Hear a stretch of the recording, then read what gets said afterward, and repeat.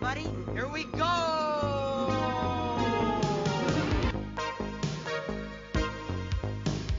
In case of emergency, the exits are here, anywhere. Keep your hands and arms inside the carpet.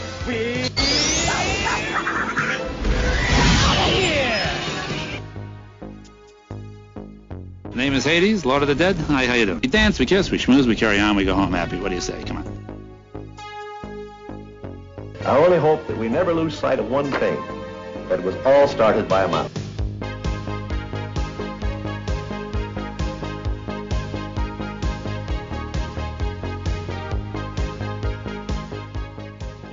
Welcome, Ohana, to the Disney Guys Uncensored. This is episode 69, recorded on June 28th, 2020. We're your hosts, Drew, Jordana, and special guest Justin Suter. On tonight's episode, we dive into the magical world of Disney with kids. So come, journey with us as we have our diaper bags packed, strollers assembled, and endless cups of caffeine. Jordana, welcome. How you been over the last week or so?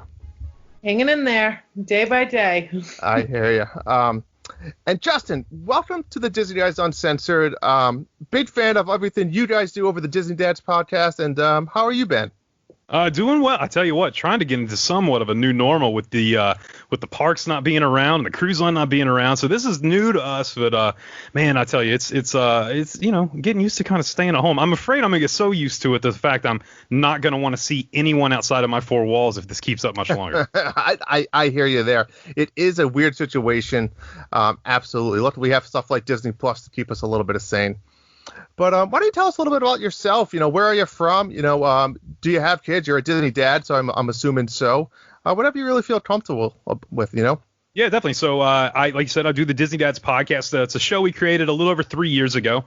I have a beautiful wife. I have to say that, otherwise I will get in trouble. And I have an 8-year-old daughter, just turned 8 this week. So happy birthday! Yeah, she had a good one. And I grew up in the parks. I grew up going constantly as a child. My wife had never been though. She had never been to the parks till we met, and it kind of now she's probably a little more Disney crazy than even I am, because she is she's taking this harder than I am.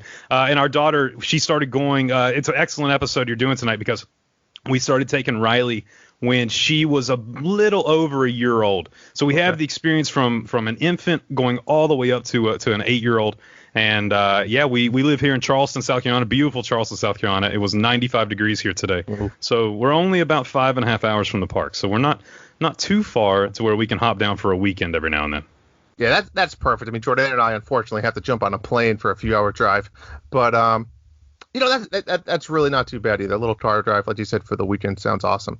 So yeah, great. So let's get right into this episode, and we'll talk about a little bit everything that Disney has to offer for kids. And of course, we can't talk about everything because there's so much to do, but we're going to kind of spotlight a few things. So let's head on over to the topic of the week.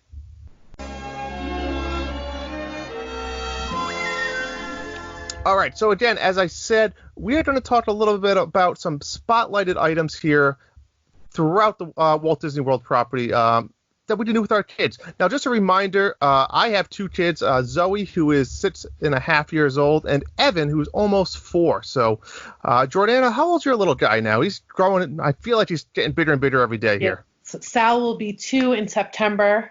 We brought him to the parks once for his first birthday. Awesome. And as Justin alluded to earlier, he has a daughter, Riley, who is now 8. So we did a little bit of wide range for the younger side of kids, which are perfect, because we're going to talk about a lot of those things and focus on some of the activities that all of you guys and listeners can do out there that maybe you don't know about, because there's a lot of cool things that Disney has to offer. But before we get to that, we want to take a step back. Let's just think of this in a sequential order here. You just booked your trip. Maybe it's a year out. Jordana knows all about that right over at Travelmation. Jordana, you can help us, all of us, plan our wonderful trips. Oh, absolutely. But anyway, let's just assume we booked our trip a year out. What is for you guys? Do you guys have anything special to tell your kids? Right? You see a lot of these funny videos out there that the parents tape their kids like, we're going to Disney, and see how they react. Or is there a special way, Justin, that maybe you have in the past told Riley, hey, we're going to Disney again? So I think it's hard for us because we're there we try to go down at least once a month, once every other month. I think the beautiful hidden gem that is this COVID shutdown is the fact that I might get this moment, next year whenever we decide to go back to the parks, because since Rye's been going so often throughout her childhood, we never have had that moment to be like, boom, we're going. Here's the other thing. I have to be completely honest with you. I am terrible at secrets. I envy Disney parents that can get on and they can say, you know what, I booked a trip and I have to wait 200, 300, 400 days to get to the parks, and I can keep it a secret until the magic bands arrive for my kids. I will book something, and then instantly I break into a sweat around the house, and I have to tell Riley immediately. So we don't have so much of that. We definitely do our countdowns. We have our special traditions with stuff like that. But man, aren't those just the best videos when you're sitting there and you're looking and you're going, oh my, I get teary-eyed every single time. They'll put something up and the kids get all emotional, and there I go. I'm just, I can't help it. I love it. I hear you. No, it's funny because I think we're on the opposite end, right? Like I said, we try to go at least once a year. We were always going once a year. Now it was tougher with the kids being so young, right? So they both have gone twice in their life, which is understandable when you have a 3-year-old, right? Yeah. Okay. But so we tried that. We tried I think it was the last trip. We tried doing all right, we're gonna record them as we tell them we're going to Disney. We didn't really do anything too special. We were just trying to tell them. And again, like you said, this was 200 and something days out, and it failed miserably. I think there was just a little smile. I don't think they really understood. They're just like, okay, cool. So lackluster to say the least. But Jordan, I mean, I know Sal, the same thing. He's a young guy there, but anything that you do, or maybe a new tradition that you want to start trying to do? No, I mean, we definitely want to try to just wake up one morning and say we're driving to school and just say, nope, we're actually going to the airport. That's something that my husband, Guy, and I have talked about, planning on doing, and just like how excited we are to give that surprise to Sal someday. But I mean, when we told him we were bringing him to Disney this year, he probably just drooled on me or something. See, I'm with Justin. There's no way I could hold it off. Like, my wife probably could, but I gotta tell people. I want to get the word out. Oh, yeah. I'm one of those that, and reading to my next point there with like the Disney countdowns, I'm definitely one. I remember one year we told them super far in advance, probably, like Justin said, probably 200 days. And you guys know those little Christmas, I don't even know what they're called, like the rain loop countdowns where you get, strings of construction paper. Yeah. You tape up together. You rip. Yeah, we made 200 of them, and we hunted it, which like from one side of the house to the other. But every day, we woke up, we went down the stairs, and we took a ring off. And those last like 15 days, it's fun.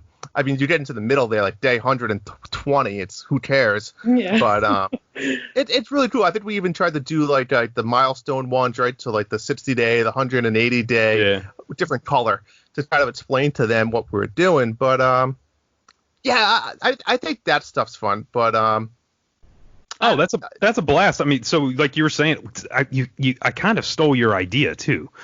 That I have to give you credit though, because that's dedication to do 200 rings. That's amazing. And I would lose count. You would see me in the living room counting the rings, by finger, like each individual one, trying to figure out. Our countdown's pretty much the same. It's it got me in a little bit of trouble with Disney though. So even though we have our specialty magic bands, still get our magic bands in the mail. We did still get our magic bands in the mail until that'll no longer be happening January 1st, of course. But we would get our magic bands. So we at one point had like 60 magic bands, just myself personally, on my account. And Disney, we checked in one time and she was like, you have to deactivate these. You have to. So we do the same thing. We just link magic bands and we hang them kind of across where the mantle is, and we take a magic band off every day. But we normally start at that 60-day mark. We don't do 200. Yeah. So is it people like you, Justin, that I can blame for now having to buy a magic band? Probably. It really probably is. Because I'm like, just send me any color you want. I don't care. You know what I mean? I'll deactivate them and keep them. What I mean, honestly, I don't want to get too into it, but what's your take on that? I mean, now that we're going to have to pay for them. So my take is that everything, I think that MaxPass and the app at Disneyland is such a success that I don't think that the magic bands are needed. If I think there's three things that are coming from this, and like I said, we won't get into too much detail. I think, of course, the magic bands are gone. We know that. I think that PhotoPass photographers are no longer going to be using your camera. I think they've already said that. Mm-hmm. And I believe you will never see, once this is all said and done, you won't see free fast passes, complimentary fast passes anymore. I think it's going to go to a max pass system. And I think just with the idea of Disney going, man, we can save a ton of money. We have the app that can now do the doors. And if people want to buy the magic bands, now they're covering the cost. I don't know the cost of a magic band for the company, but with the RFID technology, just the manufacturing, the shipping, I would say they probably break even, on those. They probably don't make much on them. And I just think that really, I mean, they're hurting for money. I mean, they've got to look at ways to cut costs in certain ways. And, I tell my co-hosts all the time, right? Because we have Jordan, we have two other, Tim and Bob, amazing co-hosts. I tell them all the time, if Disney wasn't making money off something, they wouldn't be doing it. Exactly. So obviously they're not making money off of magic bands. The reason why they're not free. I mean, Disney gets 58 million people about a year. Even if it's $1 to manufacture a magic band, that's $58 million a year that they could be putting in their pocket. Yeah. So 100% agree there. It'll be interesting to see the least, and I agree with the Max Pass. We have always said the Fast Pass Plus system today is kind of a broken system for many, many reasons. But excited. I mean, I hate to see the changes come because of what's happening, but maybe this is what Disney did need to kind of push them over the edge. Well, it might be too that it is the perfect timing. If they were to just come out and say, we're not doing this anymore, and all this hadn't happened, I think there would be a huge uproar. I think it allows for the fact of, we can get rid of these and it not be a huge deal with everything else that's going on at the time. Right. So it's an easy announcement to make that kind of just flows under the rug, and no one really pays attention to it till January 1. Absolutely. I agree.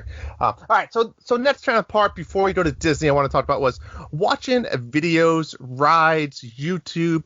I can't really say the old school VHS, Disney vacation guides. Those were always a blast. But do you guys do any prep work? I know for myself, we watch a lot of YouTube videos, nothing like a good Tim Tracker video or just watching some point of view rides to kind of see how the kids react to them, right? To see if they're going to be too scared maybe for a ride. Like, for example, I think the last time we went, my daughter was old enough to go on Dinosaur, but I was like, well, I don't think she's ready yet. At the time, she was only 5 years old, and I just said, I don't think that's probably something we should probably have her go on. But definitely, Jordana, I mean, this is something you're going to have to start thinking about for Sal. One thing that I know we did was we didn't know how he was going to react to the fireworks. Mm-hmm. And so, I mean, we brought him in September, so I had brought him out 4th of July, and I made sure to bring him somewhere where there was going to be some fireworks spectacular. Okay. Good idea. And so I just wanted to see if I was going to have to get him like the headset, the headphones or whatever. And he ended up doing really well to the point where when we were watching Happily Ever After, he fell asleep during it. So, and we were right near the castle. So, I guess that's the only thing that we prepared for as far as infancy. What about you, Justin? Do you guys trying to do something like this? Do you like the element of surprise or? I'm learning already. I think we've been doing about 15 minutes show. I'm learning already a lot about both of you that you're much better parents than I am. We threw Riley to the wolves. We said, as soon as you're told to do something, we're going to go on it. I'm sure Jordana's seen pictures. My kid's a hands up. Tower of Terror kid starting at like age 4. She loves like thrills and all that, but we just threw to the wolves and we're like, let's do this. We all kind of do different things. My wife, not so much. She kind of just counts down the days and really just excited not to have to work at the hospital, for a week and be able to enjoy Disney. Riley's a huge YouTube person. She loves watching park videos, stuff like that. I won't watch any park video that I haven't experienced. So I have not seen 1 second of Rise of the Resistance yet because both the times I was supposed to do Rise, I was unable to. So. But I watch Disney documentaries every time. Stuff I've seen 100 times. I love Disney history, and so every time we have a Disney cruise or we're going to the parks, I'm constantly putting on a Disney documentary and having it in the background while I pack. Very cool. I mean, yeah, Imaginary Story. I mean, we talked about that all day long. Amazing. Waking Sleeping Beauty. Oh, yeah, they're all good. They're all amazing stuff. I haven't even watched the. I'm trying to watch the Frozen 2 making of next. I want to see that too. Yeah. All right, so the next one here is, speaking of this, and I think you kind of answered this question, but maybe Jordana, is there a favorite Disney movie or documentary that you like to watch, maybe to get the magic flow started? For me, I really usually go on like a Pixar bender where I'm just watching as many Pixar movies as I can. I've always been a really big Toy Story kid. And yeah, I mean, I usually kind of go on that bender. My husband, though, kind of non-Disney, the night before we get on a plane, he'll turn on MSNBC and Why Planes Crash will be on. Oh, nice. Every time we're about to get on a plane, and he'll watch that literally before we get on a plane. Oh, boy. So, yeah, that's apparently a tradition now because it's just on every time. Yeah. I mean, and for me, like I said, I watch some of the YouTube stuff, but I mean, I'm watching Disney movies every single day with my kids, so which is great. I mean, I get to relive those moments, so really nothing really too different there. Can I ask you guys, Frozen 2 better than Frozen? Do you agree with me? I think I do. You know what it was, Justin? I think that it was the expectation was almost a little bit lower for me going into it. So I'm like, you know what? Frozen 1 was so good. It's going to be hard to top that. So you went in there with a little bit of a low expectation. And then when you're in there, you're blown away by the soundtrack and the story and the backstory and how it ties in and the comedy. I agree. It was well done. I was impressed. The soundtrack from beginning to end is better than the entire. I mean, it's maybe one of my top 3 Frozen Disney soundtracks, and that's including Tarzan and Hunchback, which are both very underrated movies. But yeah, I just had to ask you guys. I always ask everybody. I always want to figure. I'm never going to complain about a nice Phil Collins soundtrack. Oh, never. Yeah. Brother Bear, Big Time is another underrated soundtrack. Yeah. But anyway, all right. So last question here is for trying to pre-Disney here. For us, a plane, for Justin, a car ride. Anything that you guys do, I mean, technically, you're probably in a car ride a lot longer than we are in the plane. I think we're about a 2.5 hour to 3 hour flight, depending on, the way the wind's blowing that day. But anything you guys do to maybe buy the time for the kids or something that you always like to bring your go-to? Justin, what do you got for as far as the car rides go? Yeah, we're about 5.5, 6 if we stop. I drive a DeLorean because my wife gets in it and wakes up in the future. It's for her. She's unconscious the majority of the drive. Nice. Yeah, I know, right? For Riley, YouTube videos the whole way. We have the DVD players in the car, and we'll put a movie in, and she'll kind of watch that. But she's at that age where she's 8 going on 15 and 16, so she's constantly on YouTube and watching that. So I'm pretty much alone for the 5.5 hours heading down. I do Disney podcasts. I listen to Disney podcasts and other podcasts that are out there, and it just takes me, straight down the road, straight into my happy place. Absolutely. Right. I hear you there. I'll have to be calling you for tips eventually because, like I said, my daughter's 6, and I'm already dreaded in that teenage years. It gets fun, trust me.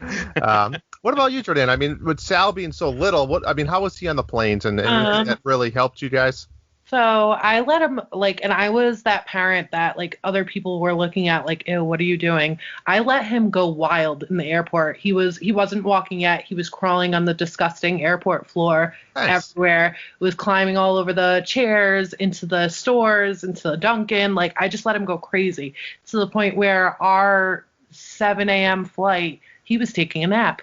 So I don't know if call me crazy or smart because you don't want to hear the kids scream for 3 hours. But I let him just go wild, and then he took a nap. I overpacked. So we had 2 backpacks, my purse, just filled with baby stuff to try to keep him snacks. Juice, water, whatever. I had a bunch of it. Just to make toys and stuff, but he didn't end up needing any of it either way. Our way home was a 7 p.m. flight, so that was bedtime. Nice. So he slept both ways. So I kind of tried to get our flights around good times, but I didn't have any advice as far as what I had to do because I just let him go crazy. Yeah, I mean, the only thing I'm going to say is a lot of the normal stuff, right? You obviously have the iPads to watch the movies. We also, what we always tried to do is, since we were typically about a 3-hour flight, we tried to get some type of surprises for them that they maybe didn't know about, whether it was like a new coloring book, simple stuff, a new, sticker book, some type of little present that they could open that was at a couple dollar thing. And even if it entertains them for 15 minutes, 15 minutes should be a long time of peace and quiet on a plane with, a 3 and 6-year-old. So we'd always try to do that. And we would try to give them like that big new coloring book, maybe like on the hour, so like an hour in, a 2-hour in type thing. So they almost would look forward to it, like, hey, you guys got to be good for 15 more minutes, then you get a gift.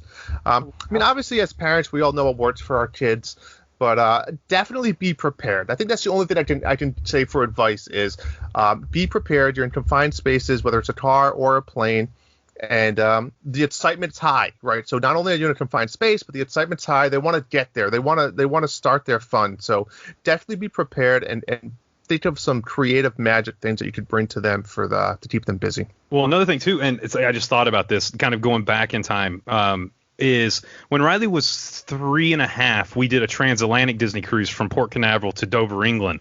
And so that was the longest flight she had done, was back from London over.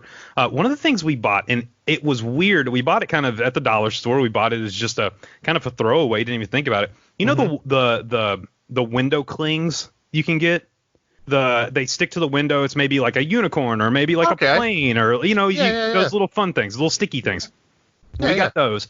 We let her sit by the window, and she pretty much made her own movie, like made her own. So she would stick things up there, and it would be like this unicorn flying across the sky or stuff like that. So we did that. And then another tip I would definitely give parents is if you have the ability to break up the trip, even with it being, especially if it's a long flight, like let's say you're wanting to go to Disneyland, for a perfect example, we went to Alani a couple years ago. We broke up the trip. We flew to LA, stayed a night, flew the next day to Alani, stayed, and then we flew back and stayed for a couple days. So just makes it easier on those kiddos because, like you said, they're ready to run around, they're ready to get crazy and have a good time. Absolutely. That is awesome. That's a funny story. Kids have creative minds where you give them the cheapest things and you never realize that it's that old tale of give them the bots rather than the toy, But awesome. All right. Do you guys have anything to add kind of when you're at home or kind of on your journey to Walt Disney World before we kind of move on to our next mini topic here?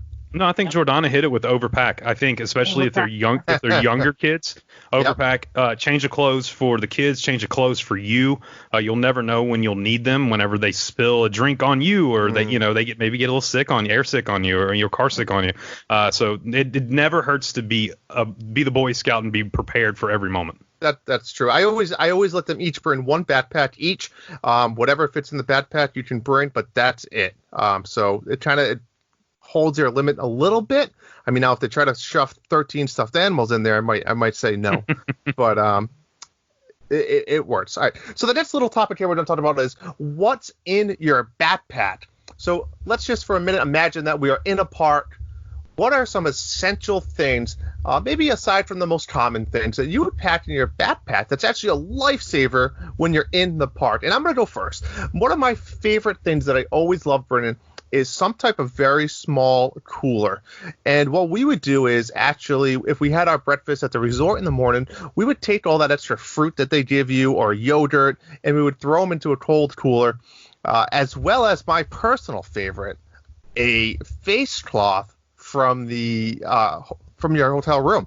And let me tell you, that face cloth can come in handy when it is 100 degrees and humid out there. You just pour some water on that thing, wipe your face down, wipe the kid's face down, and it is a game changer. Have you used the cooling towels, Drew? Well, you can, but they're like $15 each. All right, I bought a 4-pack for $15. Yeah, Amazon, man, Amazon. Yeah, don't buy those. The Disney ones, they get you. Those things are expensive. Oh, yeah. Amazon does stuff. Get the ones from Amazon. No, I hear you. They are actually. I've used it once. Actually, it wasn't in Disney. I used it somewhere else. I forget where. But no, it's just it's the same concept. Yeah. All right. But it could backfire. You got to be careful because you don't want water leaking in your backpack and stuff like that. I recommend actually if you do have a cooler, if you have a stroller, that's probably the place to put it. But let's just go around the horn. Jordan, what's one thing that you would typically bring? So something that I brought that I didn't think I would need, but I'm so glad I brought. My son ended up getting his third and fourth tooth in the week that we were there. So I'm glad I brought Tylenol because he got those teething pains.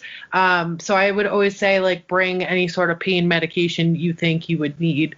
Because you never know if they're going to be cranky or, something happens and they have a little headache or whatever the case might be. That would be definitely just pack the medication. And I think on that same topic, not to jump ahead, but I mean, Band-Aids, right, or allergy medicine. I mean, your kids, but Band-Aids are a must because there's always going to be the scrapes and falls, no matter what. Justin, what about you? Well, I think the thing we're going to see in every Disney backpack starting January 1st, you have to have an external charger. And since they started charging to replace the chargers they have there in the parks, I think really spending the money, order you a nice external charger, even maybe one that has the solar, recharging, so you can just hook it on the back of your backpack. Mm-hmm. And throughout the day, it's staying up there. That's huge. We use that probably more than anything. Another thing, and even as you have older kids, it always comes in handy. Kind of, you nailed it with the, using the towel from the room, is wet wipes. You bringing in the kids' wet wipes, because you can buy them at the baby stations, the kid stations that are in the parks, but they're expensive and they're little. They have about 25 wipes in each, and I think they run about $3 or $4. So bringing those from home is huge, and you can get them even individually wrapped, which is nice. Yeah, and absolutely. I mean, it's funny. It brings me back to an episode we did a long time ago of ways to stay cool, where we kind of just talked about all these random ways to stay cool in the hot heat. But on that same topic, right? I mean, you could bring powder, you could bring wipes, like you said, wet wipes for the kids. There's all types of stuff. You need to think about that. You hate to say the word chafe itch, but it's a real thing, folks. It's a real thing, yeah. It's a real thing. You don't want chafe itch your first or second day, or blisters in Disney. Can I tell you my favorite? Sorry to interrupt. Tell you my favorite thing to watch in the Disney park. So being a Southerner, growing up, and being here for as long as I've been here, we're somewhat used to the heat. Like I said, it was 95 degrees here today. It's warm. My favorite thing to do is to find an amazing park bench in Animal Kingdom. Get a nice beverage, and then just watch the Northerners melt as they walk down through. And you can see them get shorter and shorter and more hunched over because everyone's just dying from the heat, But it's abrasive. And for some reason, the heater in Animal Kingdom is on high all the time. Turned up. Yeah, absolutely. And to that point, too, I'll say my next one here is there's nothing wrong, even as a dad, to bring or a mom, just bring an extra T-shirt. Like you said, you're going to be sweating, and it's nothing like a nice midday T-shirt change. I mean, I think we've all needed it or wish we had one at some point, and you don't want to just get suckered into going to a gift shop to buy one just to have one. So it can't hurt to throw a T-shirt in the bag or not. And deodorant. We've all been in that Disney line where we would be you don't want to be that guy. We would be very happy if maybe some people had packed a little extra deodorant that day. Absolutely. And to your point with the battery charger, let me go back to it a minute. I 100% agree. Make sure you just buy a nice one. I mean, you can get a really, really good one for $100 or so. And I mean, you can get them strong enough to charge your iPads. It can charge even a laptop. I don't mind. I have a nice big one that can then charge all of those things. I think I could actually charge 2 cell phones at once. So it's just one of those nowadays. We just talked about Magic Bands kind of starting to fade. We have the new My Disney Experience app, Genie app, all this stuff's coming out too, that it's just going to be more and more involvement where you may need your phone nonstop, which at the same time, again, sidetracking, I kind of hate it. Because when you're in Disney, you don't want to be on it. But nowadays, the way Disney is, you have to be on it or else you're missing out, Crazy. So, Jordana, anything else? What else is a must bring? No, but I do have something on the next bullet. We have what is one thing you wish you knew to bring but forgot. Okay. So I was an overpacker, but then you always forget something that is so obvious. And coming to your point, Justin, where you were talking about packing the wet wipes. Well, guess what I forgot? I forgot diaper wipes. I think it was our second day we were at Magic Kingdom. So I did have to utilize one of those baby centers, and I probably dropped like $20 just to get enough wipes to make sure we had enough for the day. So I'm thankful for those baby centers, but that is one thing that I did forget. And it's not that I forgot it in Rhode Island, I forgot it. Like, I had like 2 wipes left in my. I forgot to check and make sure I had another pack in there. So that's something that I personally have forgotten. Absolutely. What else you got, Justin? Oh man, you know what's? Here's the one thing, and I tend to forget it more than my girls do. I tend to forget sunglasses, and if you really want to ruin your pictures, which look, we're talking about the Memory Maker and the PhotoPass. I think it's the best deal on Disney property. That's just a side note. I think if you're going to pay all this money, if you're listening to this show right now and you're planning Disney vacation, you're going to pay all this money, get the Memory Maker, make sure you're documenting those memories. But one way to ruin it is to be blinded by the sun, which you are staring into to get those amazing shots every single time. They're positioned to make sure that sun's beaming right on you, and you are squinting and you look like you're trying to look into the future, but it's just every time I forget them. So we go with that. And somehow I always forget rain gear and ponchos. I remember them every day when it is beautiful. They'll be in the bag taking up space. But then the day we get that amazing 4 p.m. shower, somehow I've left them in the room. So see, I don't know if I've gotten lucky over the years, but I tend to just wing it and just say, you know what? Screw it. I get wet, or we'll take cover. I don't usually bring any of that stuff for whatever reason. But 2 other things I'm going to mention is I'm going to double dip here. One, food, snacks, with any kids, especially like lollipops is a really good one, or because it kind of lasts a long time. But just bring, a goldfish is probably the best go-to. It's just easy. So especially if you're stroller bound with kids, throw some snacks in there, and for them to just stroll around eating some snacks, people watching, it will keep them busy. And the other thing too is you remember with child swapping and some of the rides, if you have younger kids, you want to be able to distract them. And I'm not saying don't buy the kid an ice cream. Don't buy the kid an ice cream, a Mickey ice cream. But it's okay to have other snacks in your bag too, to kind of hold them over and distract them for a little bit. Or like I said, a lollipop. The other thing I'm going to tell you about to not forget, because I forgot this, and this was a very big lesson learned opportunity for me. I went through almost a nervous breakdown for my daughter because we were in Epcot and we had character meals set up over the Garden Grill. Epcot, as you know, has tons of characters. We're going to see Anna and Elsa. And this was like the 4th day, middle of the trip. I forgot the autograph book back at the hotel room. No. And there was 0% chance that I was going back to the hotel. We're in Epcot already. I just waited in the line. We were at the gate open, and I'm like, there's no chance. I just bought another one. I was like, I'll make a scrapbook. I'll take the pages out. I'll figure it out. But don't forget that. If you have one, don't forget it. I know a lot of people like to make a custom one at home and bring them.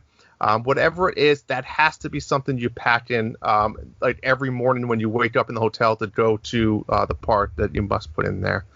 Yeah, that's an absolute great one, because we got new furniture. We've been remodeling the house while all this has been going on, and I was cleaning out some bookshelves, and I found all these old autograph books, and all that went through my head was $15, $15, $15. I actually, I don't know what you guys think. I think character autographs are another thing we're going to lose with when the parks reopen. I know they're not doing them at first, but I don't know if we'll ever see them again. I think with the speed of being able to push people through, I don't know. It's going to be interesting. Yeah, it's twofold. I'm not sure. And, Bub and I, my other co-hosts, have talked about this quite a bit.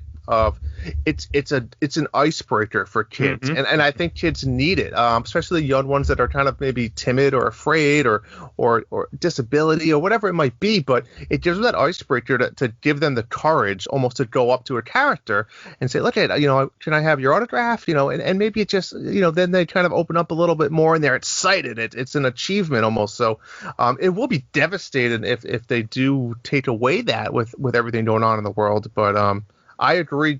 We'll have to wait and see, but really hope we don't lose that. Yeah. All right.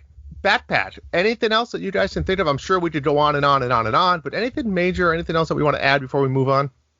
No, I don't think so. But don't go crazy with 2 backpacks like I did. Yeah, 1 backpack I'd say for a family of 4 is more than enough. And agreed, you don't want to overpack. You don't want to be weighing it down. It's going to be hot. Right. The amazing thing with backpacks too is, and I don't know if you all have done this or not yet, but my wife and I are fortunate enough to live close enough to where we'll do adult trips down, just the two of us, especially for like food and wine, flower and garden, things like that. We'll just do 3 or 4 days. But it's weird walking in the parks without a backpack because when we don't have Riley, Riley's 8 and I still take a stroller. Our friends are like, what are you doing? You're crazy. I'm like, no, even with that, it carries all our stuff. I mean, we're those people. At one point, I hooked our iPad up to it so we could watch the Super Bowl as we were walking through Epcot. Everyone looked like I was crazy until it started and the people were gathering around. So, exactly. But yeah, I miss having a backpack when I don't, just to carry those little things. Right. And speaking of the stroller, you're absolutely correct. Like I said, you put the cooler underneath. You just gained like maybe 4 cup holders, snack trays. I mean, it's all of that stuff that's just, anything you buy that you didn't want to get sent back. I mean, everything's right there, 100% agree. Strollers is, unfortunately, part until, like you said, almost 10 years old, maybe. Oh, we're going to keep going. And the only downfall with it is when you look like you've lost your mind because your daughter and your wife go ride Mission Space, which is the scariest attraction in the history of the world. And dad here goes to get a drink, and all I'm doing is pushing a stroller with a stuffed animal in it, and people are looking at me like, this guy's lost his mind. Like, he's crazy. You know what? You're not the only one. I'm sure you're not the only one. Oh yeah, I mean, Disney World's probably the only place you could pull that off. Yeah. I tried it at Walmart. They threw me out. I don't know. All right, so let's move into our next little main topic here that I want to talk about quite a bit. We have a bunch of little activities. We can talk about if we've done them, haven't done them, or what's our thoughts on them. Now, I will say up front, due to COVID-19 and everything going on, please double check if you guys have any plans in 2020 or even in the 2021 going. Some of these may be temporary closed. Who knows? Some might never open again, but we can kind of touch on that as we discuss them. So the first one, it's probably the most, I'd say, recognizable kids activity, especially for little princesses like Zoe and Riley, the Bippity Boppity Boutique. Justin, has Riley done this before? Many, many times. More on the cruise lines than in the parks. Yep. We tend to, if we do it in the parks, we tend to do it at Springs. We don't tend to do it actually in Magic Kingdom.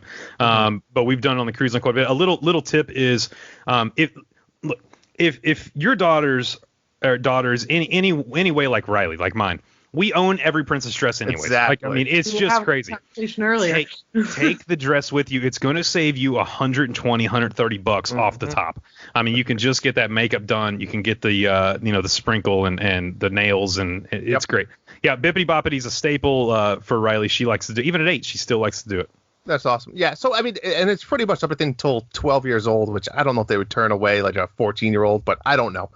Anyway, they're located in Magic Kingdom, and Disney Springs has one. Does Grand Floridian still have one?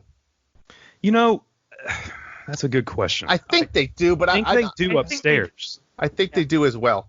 And like Justin said, this isn't going to be a cheap little activity. It's the Princess packages. There's 8 options, and they range anywhere from $70 to $450, where you're going to get like the handmade dress with the shoes, and it's absolutely ridiculous. But pretty much all the packages include, your typical makeup of the princess you want to do, the hair, nail polish, etc. But like Justin said, if you want to get one that has an actual physical princess dress, it starts at $200 and up. So again, bring your own. That's a great tip. Bring your own princess dress. And you can pay maybe the $70 to $100 one and still get almost like you're done. Now, they do offer now a Frozen package. There's 2 of them. There's a $120 one and a $180 one. The difference is the $180 one includes a dress, and the $121 one does not. Now, you can choose between Anna and Elsa, and they both come with the Olaf stuffed animal. And then the last thing here I wanted to mention is if you do have a little prince or a little knight, like Sal or my son Evan, you could do the knight package, which I'll be honest, isn't really a terrible price. It's for $20 you can get they do your hair up with some hair gel, and they give you a little sword and shield, nothing special. And then for $80 they'll give you the full knight costume, which again, not terrible.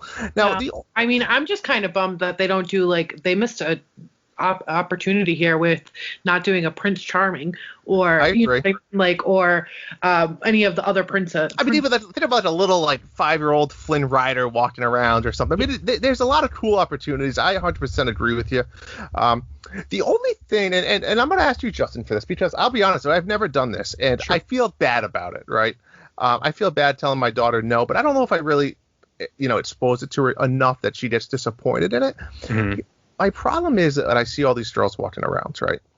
They say do it early in the morning, right? So there's a little tip for you guys. Do it if you can book it as soon as possible so you can have the whole day and enjoy your makeup and your costume. But it almost looks like it's a lot of money where I feel like my daughter loves playing princess and dress up, but almost to the point where it's almost uncomfortable a little bit with some of the stuff, And then again, what if we leave the park at 2 or 3 and they want to go swimming?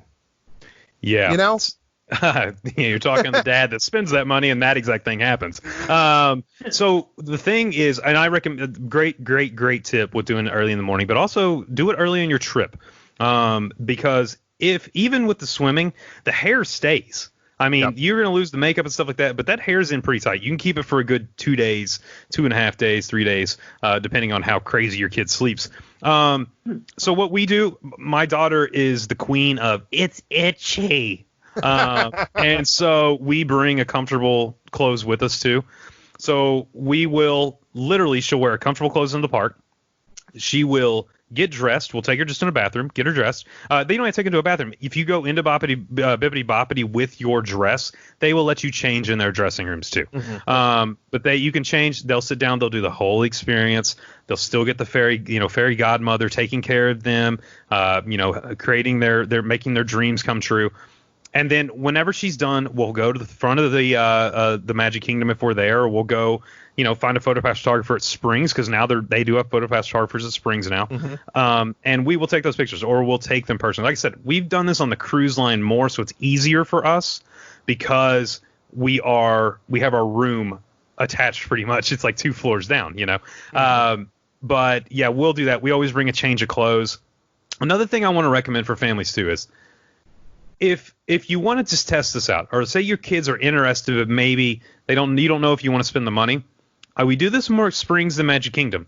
If you will go to Bippity Boppity and tell them you need some pixie dust, they will complimentary spread pixie dust over your daughter or son, and they have to be over the age of 3.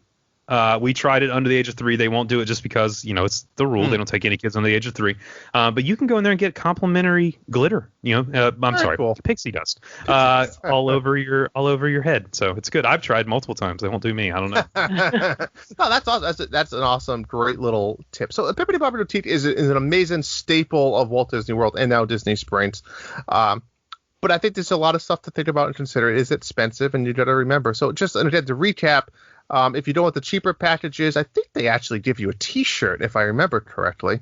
And then the packages that come with the dresses and some of the more expensive ones actually come with a lot of jewelry, even I think bracelets and necklaces to match the princess that you're kind of going after there. All right, so that's the Bippity Boppity Boutique. Next one here. Now, the next one, many people probably never heard of it, and I'm sure even less people have done it.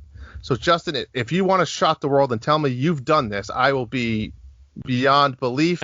This is called the Disney's Perfectly Princess Tea Party over the Grand Floridian.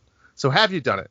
I have not done it, but okay. I've done something very similar on the cruise line. They do this. It's not quite as expensive. It's about $100 cheaper. So it's about $220, $230 if I remember right. And the adult is a little bit cheaper. So they do that on there. But no, I have not. I love the Grand Floridian. It's one of my home resorts that I own through DVC. Cool. So we do stay at the Grand Floridian every now and then. But that is, when you talk about out of price range, when I look at the things that you could do with that money, man, the experiences you could create outside of that, this one I think is way overpriced. Absolutely. So what it is it's the price between a 3 and 9 year old. It's $300 $133, and it actually includes one child and one adult. If you have additional children, it's $234 per additional child. So, for example, if I wanted to take my wife and two kids, you're going to be talking about $600 after everything is said and done. And what it is, so here's one for you, Jen. Under the age of 3 is free. So I don't know if you still have to pay for yourself, I'm assuming. Well, they might not just let you in. But it's a Princess Aurora's or Sleeping Beauty inspired party that pretty much goes through a parade, storytelling, and sing-alongs. It's pretty much a show and meal all in one. So let me tell you a little bit about what the experience is. To start, each child's name is called from the garden, and you receive a crown, and you take a picture with Miss Rosepetal, which you're probably saying, who the hell's Miss Rosepetal? I don't really know. It's part of the story. If you do it, you'll learn a lot about her. You're then led to your table, which awaits you is a Princess Aurora doll, which is actually, if you look at it, they're really nice dolls. Probably expensive if you want to just go buy one. If you are a boy, you can have the option to get a bear. Now, for food, they offer you apple juice, or tea is what they're considering it. And you get to have some fruit. They make some peanut butter and jelly sandwiches that are heart-cut shaped. And then you get some princess cake at the end, which we'll talk about. And for the adults, you get some signature teas, cheeses, grapes, and some sandwiches. There's also a piano player to set the mood. He kind of walks around to talk to the guests as well. And then the kids start doing like a little singing and dancing, and they're surprised by Aurora, which actually I believe they kind of teach like a certain dance, and they actually learn a little bit of sign language that goes along with the music. And then they do the princess cake. It's actually like a custom-made, very cool princess cake for every time, and that is served. Then Aurora comes around just like she would at any almost character dining meal, and she takes pictures, and she brings you a real-life rose. Then Miss Rosepetal comes back around again to all the tables with a little goodie basket. For the girls, she brings a silver bracelet and a princess necklace and a princess bag that you can put all the jewelry in. And for the boys, they bring a kind of a sword, a shield, and a souvenir pin. Next thing that you do is you all line up. You exit the area, and you go on a parade around the Grand Floridian. Everyone waving. The cast members are astonished to see you. Then you actually go upstairs. You go to a photo pass center where you take some pictures with your new doll and some of your new goods to kind of put them on display. And the last thing you do is you end over in the gift shop, and you create a birth certificate for your doll, and they give you kind of some stickers and things like that along for the way. It sounds like a pretty cool experience. Princess Aurora is my daughter's favorite princess, so she will probably never find out about this party, that it exists, because I can't do it. And Justin, I think you killed it. I mean, that's so much money that you could spend doing so many other things, and I think there's a few activities that we're going to talk about in a minute that talk about it. It's hard. Yeah, I mean, it's just, it blows my mind. If you're talking about a family of 4, I mean, you're $600 in the hole now. Yeah. With doing a tea party. I've done some really cool stuff that's, it's not on the list. It's maybe, it's maybe geared for families and adults, but that my daughter, like we rented a boat one time did a fireworks cruise, much cheaper, half this price. And we loaded it down with cheese trays and drinks for the kids and all this great stuff. And it's still half the price of this. So for me, I'm the same with you. If she asked for this, I'd be like, would you like 2 Apple Watches instead? And she'd be like, sure, fine, let's do that. Josiana, what do you think? What if you had a little princess girl of yourself? Would this be something you would ever entertain? I don't know. I mean, my kid is spoiled, but I don't think he's this spoiled. Even if I had a daughter. This is something, it's just something I can't justify. Mm-hmm. But who knows? Maybe if I take a Disney cruise someday and it's, a little bit cheaper on there, I might have to try it out over there. True. Yeah, very true. This is the one that Nana takes her to. This is a Nana thing. This is don't ask Dad, ask Nana thing. Yeah. And then you said it was very similar. It's very similar. Yeah, it's not quite as elaborate. Same premise. It's a tea party. It's the princesses. I think it's called the Princess Gathering Tea Party or something like that. We did it when Riley was a little bit younger. I tell you this though, it sells out very quickly on the cruise line. So obviously there is a need and a want for it. It's just there's not a need or a want from this family for it. So we're good on that end. Mm-hmm.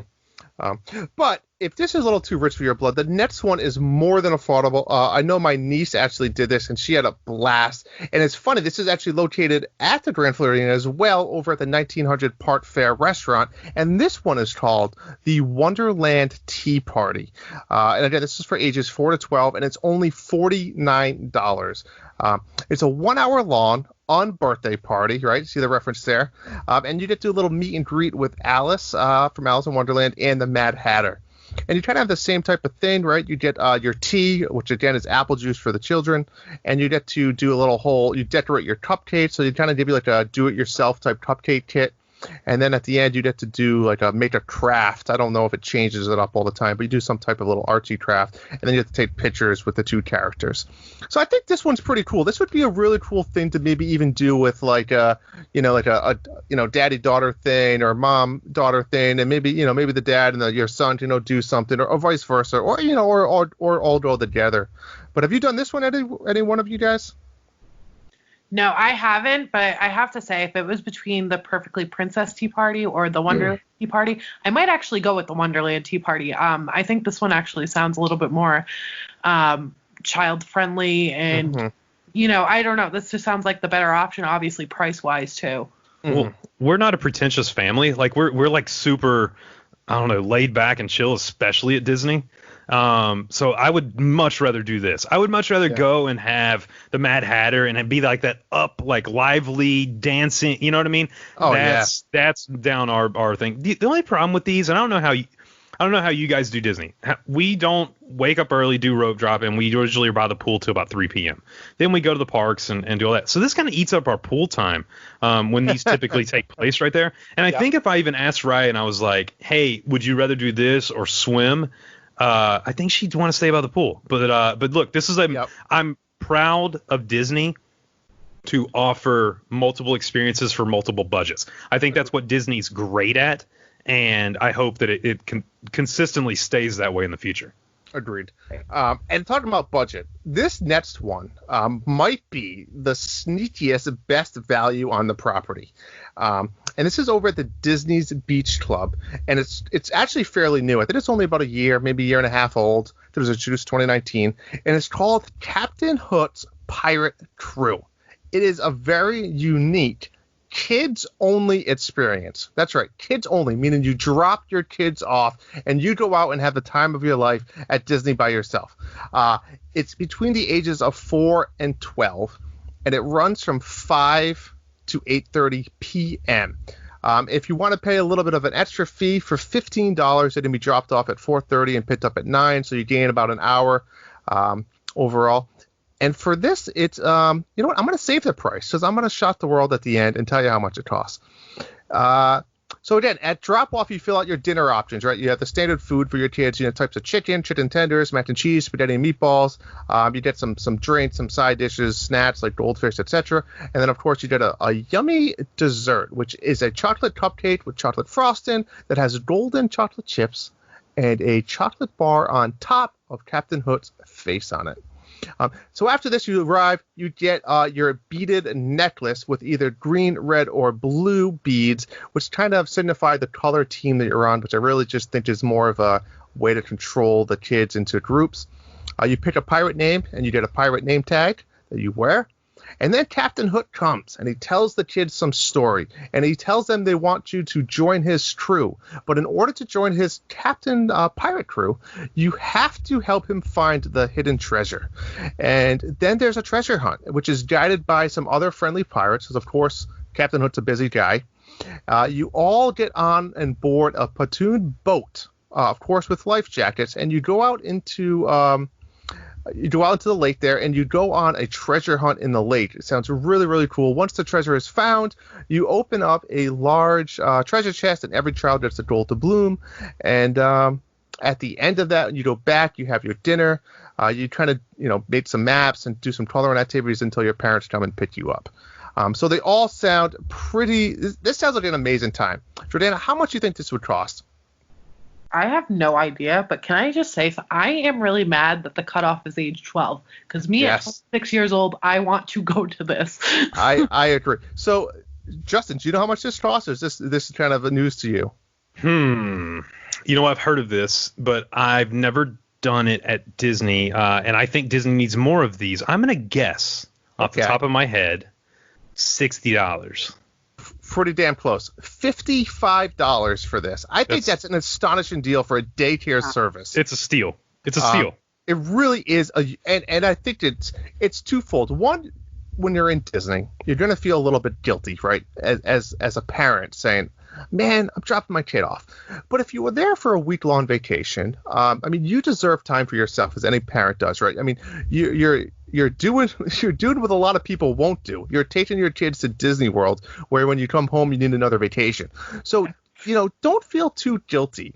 Now, would you feel guilty leaving like a 4-year-old here? I personally might, but if your kid's a little bit older, they're going to have the time of their life doing this. I mean, they're going on a real boat into a lake, and they're going to find treasure with Captain Hook. They're going to be like living that pirate experience. And I think this is a hidden gem. I really do. And I think this is going to be here for a long time with Disney. Well, so I think Disney needs, like I said, needs more of this. I think with them closing some of the child care centers that they had at the time, like Leo's Playhouse, stuff like that, the Poly. So my reasoning behind why this is fantastic is because it's the same reasoning as to why Alani drew me in, a Disney Cruise Line drew me in, is we started sailing with Riley when she was 18 months old, and the kid, you know, starting at 3, we don't see her. I mean, but she's having a blast. You know, she's making friends. She's in the kids clubs. She's creating those memories and those friends that she still has to this day. With Alani, Auntie's Beach House, the same thing. You know, at the cruise line and Alani, it is complimentary with your stay. But Auntie's Beach House, going and creating those memories and hanging with kids and getting away from mom and dad and, you know, being crazy and running around and playing games. For Disney to offer this at this price point, it is a no-brainer, because as important as a family vacation is, it's really important for moms and dads out there to get that time alone too, to get that time at Disney. You know what? Drop them off and have a relaxing evening, walking Food and Wine, walking around World Showcase. You know, without Mom, I'm bored. Mom, I want to do a Kit Kat. You know, something like that. So this is a great opportunity for parents. I agree. I think this is something, you know, in maybe 3 years from now, my youngest is 6 or 5-ish maybe, and then 9. I think I'd look into this absolutely for $100. I mean, for 2 kids. Even if you just go have a nice dinner with your wife or husband and just kind of relax without kids in Disney World, you know, like you said, it's nice that you and your wife get to go do a bunch of trips down there, but you know, it's sometimes it's tougher for us up here. It's a long ways away that we don't get to go as often, so you feel guilty not bringing the kids if you do go down there sometimes, you know. But if it's close by, it's a different story. You know, you go for a weekend, like you said. Well, and this gives you that opportunity to where now you have that time. You know, it would be nothing for you to do a 6 p.m. You know, pay the little bit extra money, drop them off at 4:30. Do a 6 p.m. California Grill. Do a 6 p.m. Citricos. Do a 6. You know, you're a monorail walk. You don't even look. For me, minivans change the game. Hop in a minivan and you go around, or Uber or Lyft or whatever you want to do. But go have an amazing dinner. Have a glass of wine. Relax. You know. Enjoy the parks. I mean, I don't feel guilty for doing stuff like that, because the other times we are all active parents. We're trying to create those memories with them, and they know that. And also, they love going and playing with the kids and having those, you know, Riley come home to me and be like, you're never going to believe what happened. Captain Hook was here, you know? So it's very cool. Absolutely. Agreed. All right. The next one that I never did, but I want to talk about it. I'll be honest up front. I don't know how interesting it looks to me, but maybe someone can change my mind. It's called the Disney's Family Magic Tour, and it's located in Magic Kingdom. It's a family tour that you do together as a family, as it would say, and you solve perplexing riddles at kind of a high energy interactive quest. So you never know, you know, who you might see along. You know, characters might get involved. Every time might be a little bit different, and you kind of have a guide. So you have a guide cast member. And you go through the Magic Kingdom Park, and you pick up clues after clues, unlocking kind of like a grand and memorable quest. It really only runs a few days a week. It's for guests 4 to 10 to kind of interact. That's kind of the age it's steered towards too. And it kind of starts off over in Town Square Theater over in Main Street, USA, and it's $39 per person. Have you guys heard of this one? Because this one I actually didn't really know too much about. I had to kind of look into it a little bit. But you guys heard of this one or have you done it? I haven't heard of it. I haven't heard of it. I've done tours. Well, I've done the Keys to the Kingdom tour at Magic Kingdom. And I know that their tours are, phenomenal. And I think this is kind of something that kids can learn a little bit different facts about Disney. So, yeah, I think if you're someone who's like a local looking for something other than rides and stuff, I think this might be a good option. But no, I haven't heard of it. So it's interesting. Yeah, I had not heard of this one. I've done same as Jordan. I've done the Keys to the Kingdom tour. I've done Walking Walt's Footsteps tour at Disneyland, and then I've done a few other tours here and there. But for me, I just don't know. There's so many other little things you can do that are complimentary, like Sorcerers of the Magic Kingdom, stuff like that. I don't know if this one would give me. And also, would you want to stop halfway through your day at MK to do trivia and stuff like that? I would be more like, I want to be on Big Thunder right now, or I want to be in the Haunted Mansion, or so for me, probably not a go-to. But like you said, I mean, if you're there all the time, it's good they offer things for maybe families that want something new. I agree. 100% agree. Not really from me, but an option that's fairly on the cheaper side. The next one, though, you just mentioned Sorcerers of the Magic Kingdom. People have probably heard of it. People probably don't know it exists, and people probably have no idea what I'm talking about. Are you a Sorcerer of the Magic Kingdom, Justin? I am, and I'm sorry to be stepping on your toes. I don't even have the list in front of me, and I keep jumping on your toes here. Yeah, no, you didn't jump. I love Sorcerer of the Magic Kingdom. This is, man, what a great opportunity for families. It accomplishes a few things in my eyes. It helps kids learn the parks. It helps them learn their way around.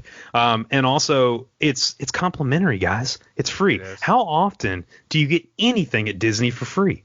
And it's a great collectible. I mean, it's great collectible. So it is. So I'm going to tell you a little bit, 30 seconds of what it is, and then I'm going to let Justin explain it to you guys a little bit. So what it is it's located in the Magic Kingdom. Is it interactive? The best way to describe it, I guess, is an interactive scavenger hunt / video game. And the premise of this game is that Hades is trying to take over Magic Kingdom, and Merlin is recruited guests like us, kind of as this new apprentice to help defeat him. So throughout Magic Kingdom, there's 12 portals. They're kind of hidden. I mean, you could go to Disney 100 times and never know these portals really existed if you didn't look for them. And there's 9 villains that you're going to battle, and you're going to battle them through this card-based, almost RPG type game, if you know what I'm talking about. I mean, I hate to say like Magic of the Gathering, or it's kind of what it's like, though. Yeah, it is. Right? It's one of those the Pokemon, for you guys to know what that is. It is a card-based game that you have, battle points, and that's the high level of what it is. But Justin, tell us a little bit how it works and how you play it. Yeah, certainly. So when you walk in the Magic Kingdom and you walk under the right archway, because it's the only way to walk into the Magic Kingdom. The left archway is for the exit. You never go in that way, anybody. As you walk in, you pass those beautiful posters of you are part of the movie now. You're coming in. If you turn left and you go across and you go to the fire station, you can get your cards. They're complimentary. They'll scan your Magic Band. Now, the cool part about these cards are, like you said, it's a lot like Pokemon. Each card has a different value to it. So one might have like a defense will be 3 and attack will be 4, and then you will go to find these little portals. Now, I don't want anyone to be overwhelmed, because I was at first. They give you a map, and the map will show you where the portals are, so you can go find them. Even with the map, they can be a little tricky to find. They really are hidden in certain locations. But you will go and you will start your quest at the first location, and then once you scan your Magic Band, you'll scan your actual personal Magic Band to, there's a little kind of circular symbol right there. You'll scan your Magic Band, it'll pop up. A video will play from an area that doesn't even look like a video should play from, and you will hold your card up perfectly, and you will do battle with whoever the villain you're in front of. And then once you're done with that, it'll tell you the next location to go to. And so you're going all around the park, side to side. We were at MK one day, and Well, I'll take this back. We did a 3-day trip over Christmas last year, the year before, where we decided this was a super strange trip. We were going to do very few attractions. We were only going to do what we fast passed. That was it. The rest of the time was just going to be explore and do things like Sorcerers of the Magic Kingdom.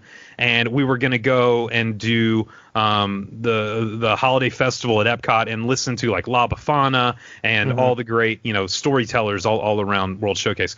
But this is all we did for an entire evening was play Sorcerers of the Magic Kingdom. Oh, yeah. And it is we were kind of afraid Riley would be a little bit bored. She loved it. Even when our fast passes would hit, you'd be like, "Hey, it's time to ride Splash Mountain." Nope. She was like, "I want to keep playing. I want to keep going." And we played for probably about 5.5, 6 hours, and we weren't even close to finishing. That's crazy. It's definitely a huge, diverse game, which, like I said, it's amazing that it's free, and it's amazing that it's there, and they hide it so well. It's almost like they want you to know, but they don't want you to know. It wants to be a mystery.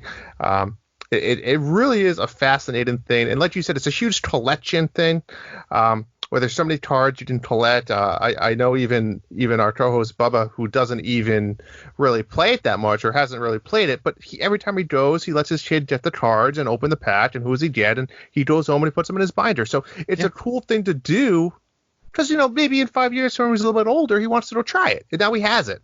But yeah, I mean, I've also seen on the opposite end of the spectrum, I've seen people with their binders showing up to play. We're not those people. I will tell people this though too. Look, if you love Mickey's Not So Scary, you love Mickey's Very Merry. Super sad, super bummed about Mickey's Not So Scary this year, by the way, and most likely Mickey's Very Merry. But if you like those, look, you get specialty cards at those events too. So make sure to go collect your specialty cards included with your ticket to the event, to where you can. And those are so cool. And also, I did exactly what your co-host did. I used to not play. I used to just go collect cards.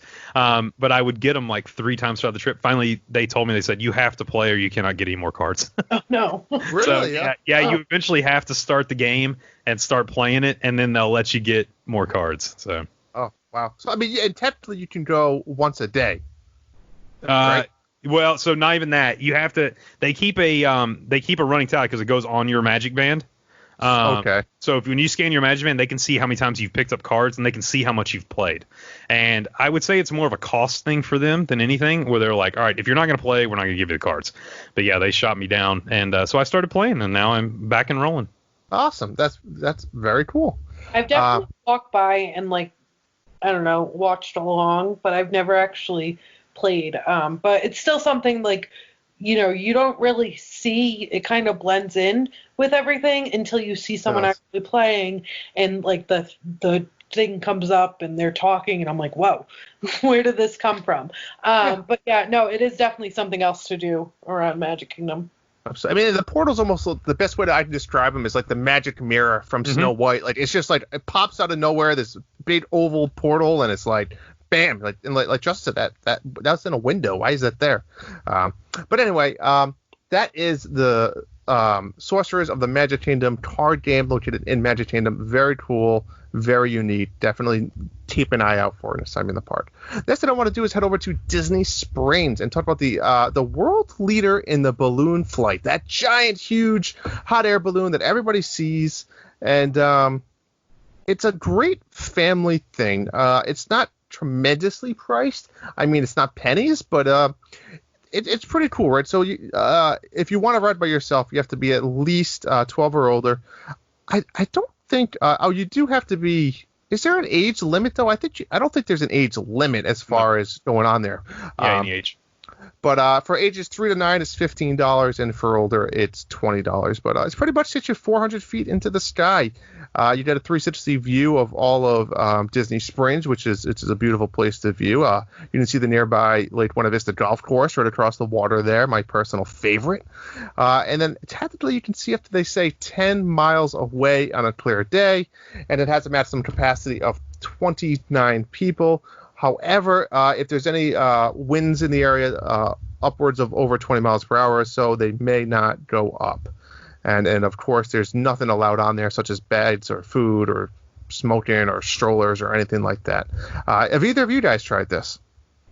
I have not, based on bad luck.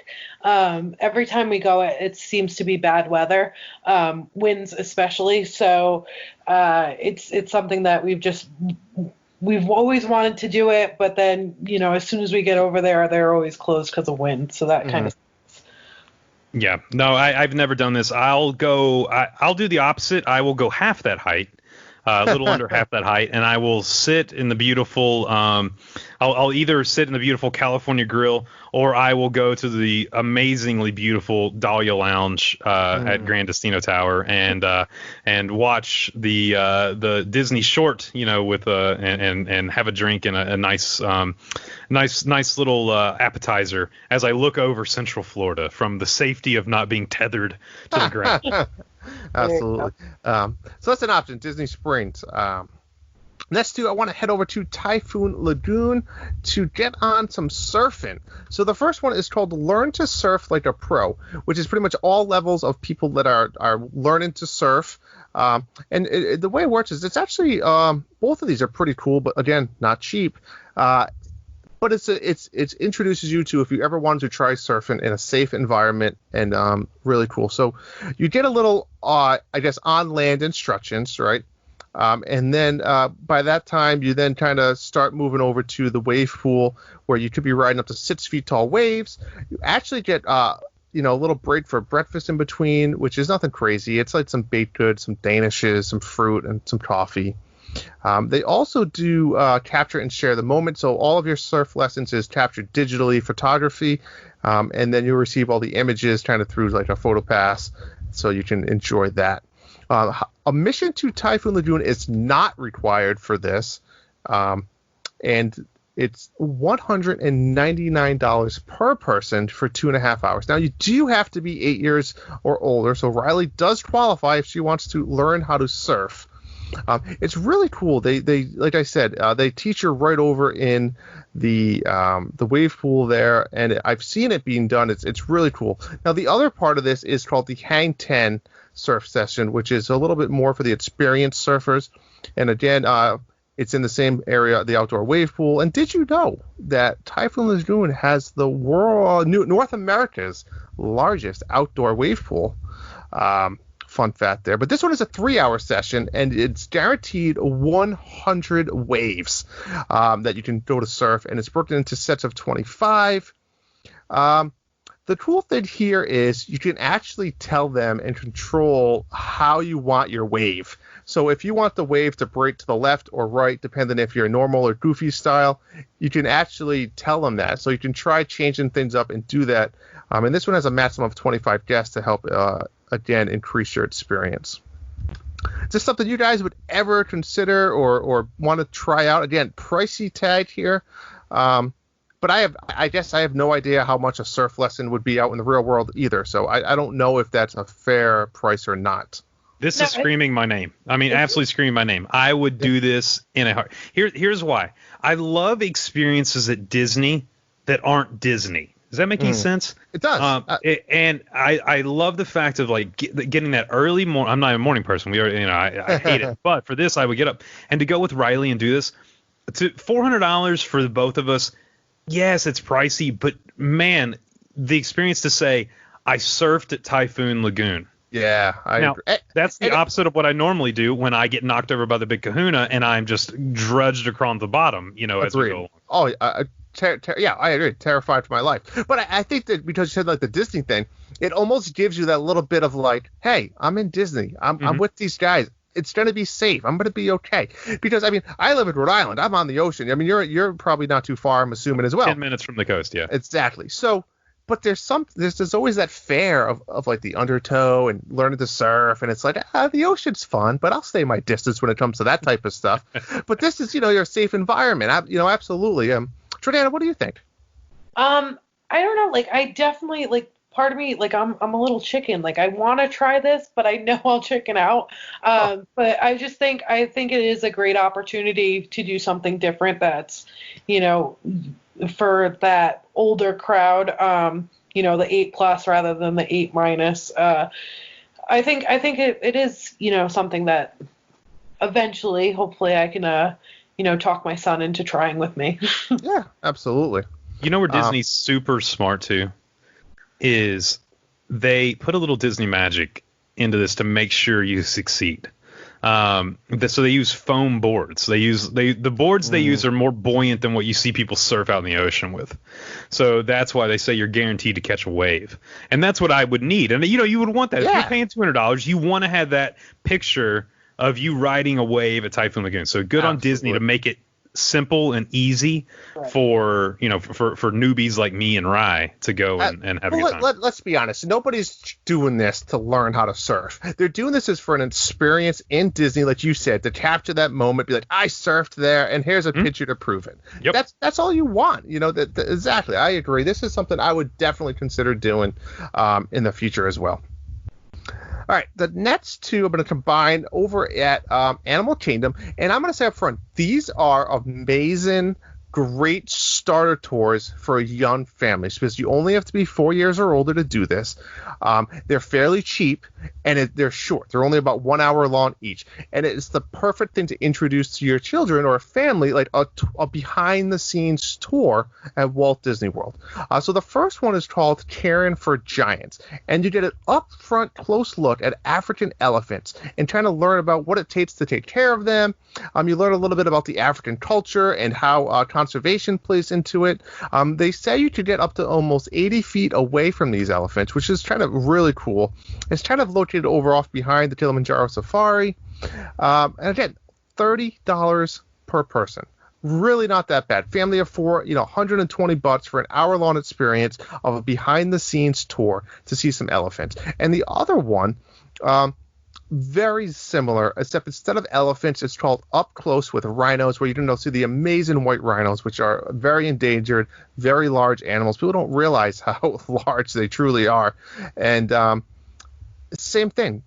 4 years and older, 1 hour tour, $40 a person, so a little bit more. I don't know why, but these are again great starter tours. Unfortunately, there's no cameras or video equipment or cell phones allowed behind the scenes. I don't know if that might be probably more of a safety thing with the animals, but Jordana, what do you think about this? I think this would be a great thing for a young guy like Sal when he gets old enough. Yeah, this is something. I think that young, like 4 to 6, and even older than that, but I think like when they're really into animals and seeing different things like that, like going to zoos and stuff, and this is something you can bring them so close to it. Mm-hmm. I think it's absolutely definitely something I would love to try in the future. Mm-hmm. And Justin, what do you think about this? Yeah, it brings me back to the pirate the pirate thing they do over at Beach Club or Yacht Club. I can't remember which one it was. The price point sells me on this more than anything. I think whenever you can do something as a family for less than $200 at Disney and it be a unique experience, then it's a great thing to plan for your vacation. I've done the walking. I've done the what is it called? The Wild Africa Trek. That's not for kids, it's for adults. But you get to go behind the scenes. Let me tell you, if you have kids, it is so cool to be this close to these animals. I mean, to be able to go and to see them, I mean, literally right in front of you. It's not like doing the safari. I mean, they're right there. And to be able to ask a trained cast member, questions and how they take care of them and stuff like that. Definitely, this would be a no-brainer for us. We would definitely do this for sure. I agree. Absolutely. So those are two really cool experiences. Again, I think they're really good being such for young kids can go as well. The last thing I want to talk about is just build a blank. There's so many build a somethings across the property, whether it's at Disney Springs, or in the parks, and I'm just going to run through a few of them. So I think the two newest ones to the family over at Galaxy's Edge in Hollywood Studios, right? We have the big Build a Droid over in Droid Depot, where you can build some amazing droids, different colors, whether it's the BB-8 style or the R2-D2 style. And then, of course, Savvy's Workshop, where you can build your own lightsaber. Justin, have you done any of these, or you said you have not yet, or... So I have not. This is how bad I am. I've booked both of them and canceled both of them. Yeah. I wanted to, because I did Oga's Cantina and we loved it, and we were gonna go from there and build a droid. And the great thing about being a parent is you can say it's for your kid when we all know it's not for your kid. It's for me. It's like whenever I bought a Banshee, Riley needed a Banshee, but no, it's sitting right behind me in my office right now. If I had the camera on, you'd see it.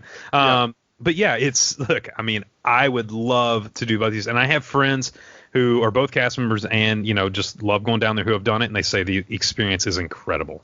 Absolutely. I agree.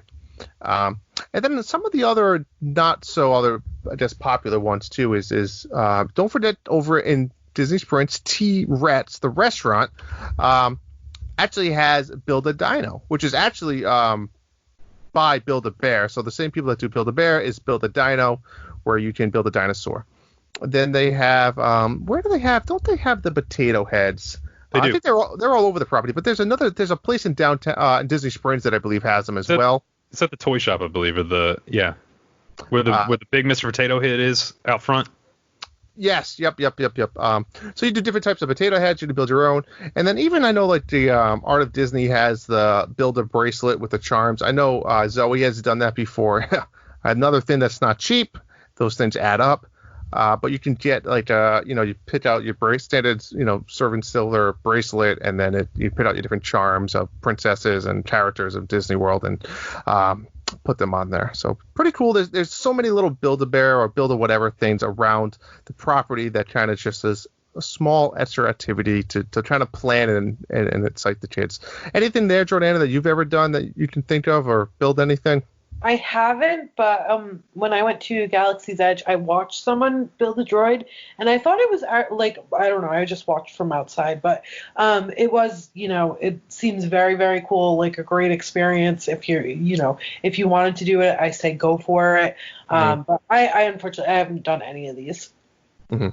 All right, so the last part here before we move on to our next little subcategory is there anything else that maybe there's a lot of stuff, but maybe one or two things you guys want to touch on that maybe is a favorite thing of your kids or that you like to do or surprise your kids with, kind of before we move on. Justin, I'll start with you. Sure. I'm going to cheat though. Okay. I've got a couple because I've been writing down, and I think you're going to like these. The first two, I'm going to keep them together to keep it quick. The first two happen by pools. The pool party every day, 2 or 3 p.m. depending on the pool you're at. They will rock that pool party. Cast members come out. Free gifts if you play the games. The kids love it. Music trivia, things like that going on. The parents even love it. Something most resorts do. Not all, and it depends on. It's only certain days. You can ask whenever you check in to see if they're doing it, and it's very, very cheap. $15 to $20 is your kids can make their own tie-dye T-shirts by the pool, and that's a very cool. The Riley always loves doing that. Typically, it's like anywhere from $15 to $20, and you can kind of knock that out. And it's a cool little, and they'll help them make like a Mickey on the shirt or do whatever they want there. Leaving the pool, heading over to Epcot. Two of my favorite things, and we still do it even though I have an 8-year-old, is Kit-Kat. For those of you who don't know who Kit-Kat is, it is a stop at every single individual country around World Showcase to where you will get a Ziploc baggie, and you will get pretty much an identification card for each country with some facts, and you also get a stamp for that country. So you can collect them all. It's complimentary. It's free for your kids to do, so you can't beat that. And then another thing to do, which I'm so glad they kind of revamped this, is Agent P's World Showcase. It used to be you would have to go and pick up a physical kind of device to play on. Now you can do it through the app. You can do it through the Disney app, which is really cool. It takes place in World Showcase. You can go and you can start your adventure in individual countries. It'll tell you what to do.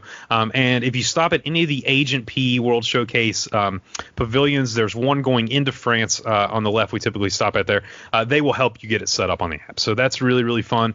Keeps your kids entertained around World Showcase, which for me was probably my least favorite part of Disney, but my favorite part of Disney now that I'm an adult. Absolutely, and they're actually changing that over to DuckTales soon, right? Yeah, it's gonna be DuckTales here. I don't know the date on that. It's been a while. I feel like it's been out for a long time, but nothing. They've been talking about it, just haven't pulled the trigger because we were there. We were there in January. We were there right before it kind of all hit the fan, and it was still Agent P. So we'll see. Absolutely. Great. I mean, those are all amazing things. I agree. We could talk about even those all in detail for a while. But Jordana, anything that you wanted to talk about? I mean, it's tough to follow on that one. I'm sorry. So one thing that I did want to mention is the dance parties that they have in Tomorrowland. Is it only during? I don't think it's only during parties. I think they have them during the day too. But that is something that Sal really enjoyed. I mean, there wasn't much that we could do, but just sitting there and hanging out and listening to the music and dancing with the characters, that was something that was really fun. So that's something that I always think about and like a good little memory that we have. That's a great Absolutely. One. That is great. The only thing I'm going to add to the list, even though it's not really an activity, is my kids have always loved seeing the characters. If you are on the My Disney Experience app all the time, just go to wherever park you're in and location-wise, turn on the character feature and or filter and just look, because there's always not hidden, but there's always random characters that sometimes will just pop up. Random places. Like one of my favorite hidden ones is like you see Pocahontas over behind the Tree of Life in Animal Kingdom. You see the two ugly stepsisters from Cinderella sometimes pop up behind Cinderella's castle. So there's just random. Another one of my favorites is Belle in her blue dress over in France in Epcot. So those are the things that you're not going to ever know or see, but you can do on the app and you can look and you can see times and you can catch them at the right moments. So definitely always keep an eye out for those. Yep.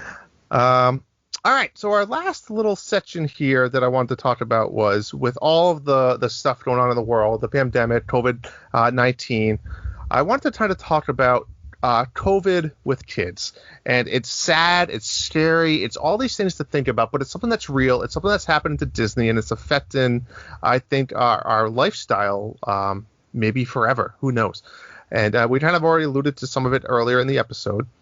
But I guess my first question is Jordan, I know we kind of talked about this a little bit, but we talked about it in a minute. So I want to ask Justin this is, when do you think you would go back to the parks with all of the new regulations? I think we've all probably talked about them. I know we've talked about them in our show in the past.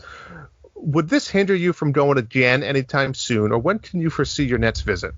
Okay. So this has been one of the toughest decisions for us as a family. So to give you a little background, my wife is an ICU nurse. She works in the COVID units. So we have hands-on experience with this stuff. I wouldn't be scared to take my family to the parks. Let me say that. It's more of, for me, it's hard to pay full price for half an experience. Agreed. And we're annual pass holders. We have Tables in Wonderland. We own 2 DVC, properties. So we have an invested interest in Disney and an invested interest in Disney doing well. We decided just the other day to go ahead and cancel our annual passes, cancel Tables in Wonderland, which we're still allowing people to do. And we're just gonna rock it out for 2021. We had a Disney Dads. We do a yearly trip. And we had a trip planned for July, and we had 87 of us going to Disneyland. Oh, wow. And, people coming from Switzerland, people coming from all over the place, having to cancel that and having to cancel. It's a big bummer. It's a huge bummer. For people who spend as much time in the parks as we try to, it's really kind of upended our lifestyle. And I've really noticed it having a tougher effect on Riley. Mm-hmm. Than Katie. Katie and I can kind of process that, but as a kid who grew up in the park, she's really having a hard time with the parks being closed. She cried today actually about Disney being closed because she wanted to get back there. So for us, we just kind of had to make that decision as a family. I've also been very honest with everyone I've talked to, and I've just told them, for me, if you're dead set on going, go. Have a good time. But for me to keep a mask on an 8-year-old, let alone a 6, a 4, or a 2-year-old. Mm-hmm. In Florida heat, even in September or October, there's just no way. We couldn't do it. There's no way.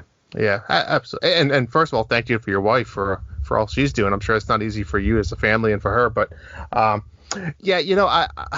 I'm kind of the same way. The mask thing, and again, I've accepted it with the mask. I've actually adapted to it. The key is to find one that you like. But I mean, we went out yesterday to the aquarium because an outdoor aquarium. I just said I need to get out of the house. My kids need to get out, and we had to wear the mask. And luckily, it was an hour and a half type aquarium visit, so not the end of the world. But again, it was like 87 degrees here yesterday and humid. And the kids, they want to pull it around their chin. And it's like, yeah, I get it. They don't understand. They're not. It's crazy to think about. But I agree. I have no problem with people going back. You do you. But the price thing, it's not any cheaper. And no, yeah. The characters, right? My kids love seeing characters. How do you go to Disney and say we're not going to do any characters? I mean, parades, fireworks. Yeah, all of that stuff. It's crazy to think about. But Jordana, you still have a trip planned for September, right? Drew, have you put any more? Before I answer you, can we sidetrack real quick? Sure. Can you tell us about the mask that you ordered from Disney? Well, since we're talking about that, yeah. So when Disney announced that they were ordering masks, selling masks, right, with their Disney load, the Disney characters and all that, I jumped on the bandwagon because I said, if my kids are going to be wearing masks and this could go on for a year, who knows? I want them to have something that they like and is fun. So I went ahead and I ordered a set of the Pixar ones, which has like Forky, some other ones, and then they also ordered my daughter the princess set, and then I ordered myself a large of Marvel. So I ordered them day one of pre-orders. I just received maybe Friday or so the Pixar ones. So yeah, this was probably 2 months ago I ordered them. The Pixar ones come in the mail, and Justin, when I tell you, again, small, large, medium. Kids under 3 don't have to wear masks, right? So you assume a small would start at age 3. It wouldn't fit my 20-pound dog. Like, it wouldn't even, the loops wouldn't fit from my son's ear to the other ear. They were so small. Like, I don't know who would ever think they would fit anybody. So then I was upset. So I was like, well, I already ordered my and they're not cheap. They're $20 for 4 of them. So I actually went on Shop Disney and I talked to someone, and they were actually very kind enough to change my daughter's order to medium and actually give me a $30 gift card. Yeah. And I was pretty nice about it. That's nice. Yeah. I don't want to order more that aren't going to fit that I'm going to have to throw away. But so the Master Disney, a lot of people are giving pushback at them. I guess a lot of them are just everyone's like different. So it's definitely interesting. Did you guys order any of them or no? No, we haven't ordered any masks. We have a plethora of masks here at the house. I could draw some Disney characters on them. It's funny though. We now that I know this is so, Charleston just put into effect July 1st mandatory masks for 60 days. So now that I know it's there, I would order. But I'm glad I talked to you because I wouldn't receive them until the mandate's done now. So I'm glad I didn't do it. Yeah. But if you want to ship those smalls up here, my guinea pigs need masks, so you can just send them up here, and we'll get them right on. We'll put them to use.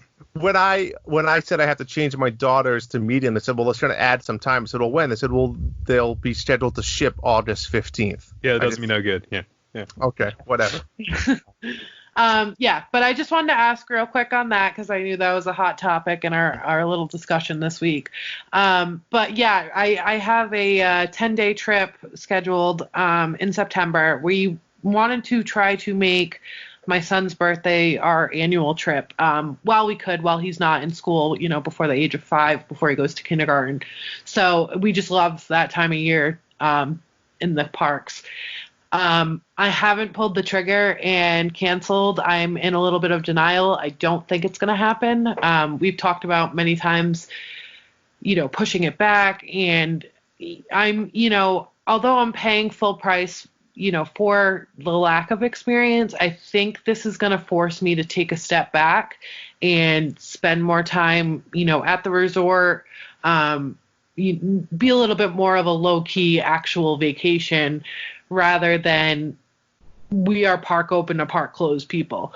So I think that it was just, we were going to spend a lot more time alone, a lot more time, sitting by the pool, stuff like that. But, even as numbers rise, as scary as things are getting out there, it's definitely not something I'm ready to face. So we're definitely, probably going to put off until next year. All I will say, remember to take advantage of the 3 and under age limit for plane tickets and park tickets. I mean, that stuff is glorious. Because as soon as, like I said, my last time my kid turned 3 when we went, and it was just like, bam, like, that much more money for everything. See, the thing now that I'm worried about too is Sal's turning 2 on his trip, so that means he's officially has to wear a mask. Speaking of that, I am so curious to see how they're going to enforce. They're not enforcing it. You could be, even with ticketing, you could be 3 forever.